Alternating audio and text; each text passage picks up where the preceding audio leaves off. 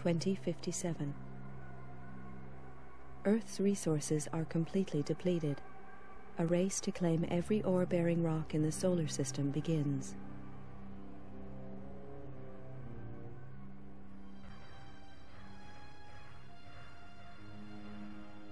(2079).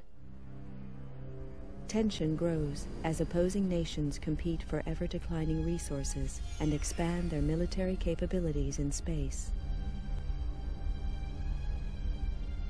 2085. Eurofed Deep Space Survey ship Argo is impounded by SDR-AF coalition forces. 3 ships are destroyed in the ensuing police action. Negotiations fail and war breaks out. 2086. The war escalates and military resources on all sides are rapidly depleted. 2087. The final fleet action takes place at Nereus Harbor, orbiting Neptune. Within days, the battle is finished. Damaged and badly irradiated, the flagship Damocles is the only cruiser to survive the conflict. The war is over. Powerful multinational corporations unite to take control and restore order to the tatters of society. With little remaining military or financial resources, Earth's governments are stripped of their powers and are forced to demilitarize. The construction of capital-class armed spacecraft is outlawed. 2089. The corporations continue the exploitation of space, making vast profits to further strengthen their position.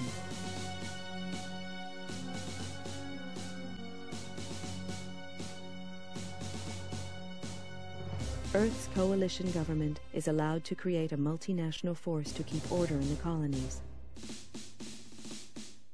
The government police are born.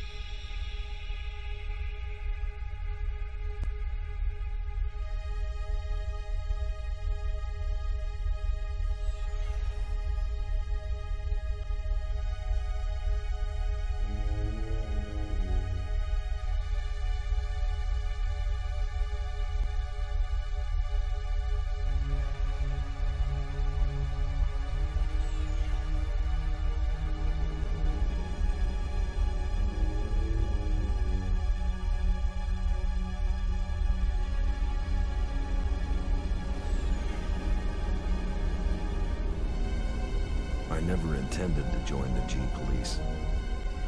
A lot of vets did after the collapse, but I'd seen enough killing.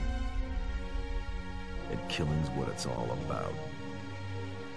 When they first hit the colonies, the G-Police operated like any other Earth-based force. They got slaughtered by the truckload, and it was clear that the frontiers required more forceful policing. Close air support was introduced in the shape of the AG-60 Havoc. I'd flown these babies on Mars during the war, and they were past their prime even then. Lack of funding from Earth means that these ships are still in frontline service. Second-hand machines flown by second-hand crews. Which doesn't make the job any easier. G-Police are supposed to represent government authority in the colonies, but I knew the score. Most smart cops did now. Keep the population under control and try and turn a blind eye to any shady corporation deals.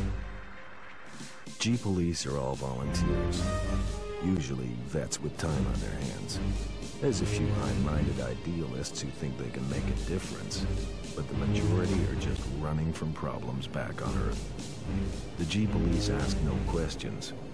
If you're willing and you're up to it, you're in. Elaine Slater was one of the idealists. She was on her 4th tour as a Havoc pilot on Callisto, and now she's dead. Another good cop among many. They don't keep count anymore, but Elaine Slater was different. She was my sister. The inquiry gave a verdict of suicide linked to stress and depression. I didn't buy that.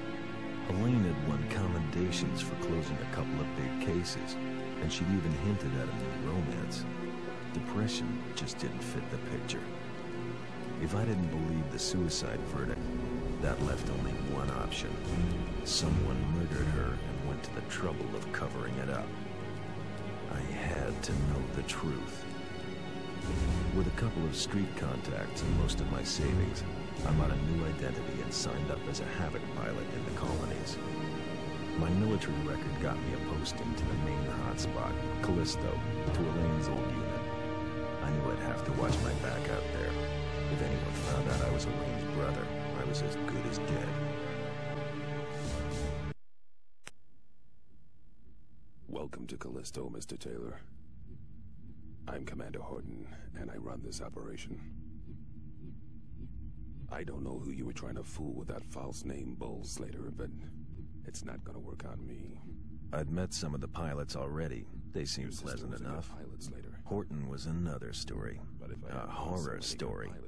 He talked tough and looked tougher. That hunk of tin hanging around his brain hadn't slowed him down, though. He'd spotted my phony ID and was not impressed. Arriving on the same flight as the internal affairs investigator hadn't earned me any brownie points either. It was plain that my new commander didn't trust me. Yeah, that was okay. I wasn't too sure about him either. As I listened to Horton, I noticed the medals he wore. A vet from the Naris action. No wonder he looked half dead. Well, then it clicked. He was the Horton, the last great fleet captain. What the hell was he doing in this backwater? I don't trust you, Slater, and I'm gonna be watching you like a hawk. Your first briefing is tomorrow at 0500 hours in the main briefing room. In the meantime, I suggest you take a look at your unit's database and familiarize yourself with it. That's all for now, Slater. Dismissed.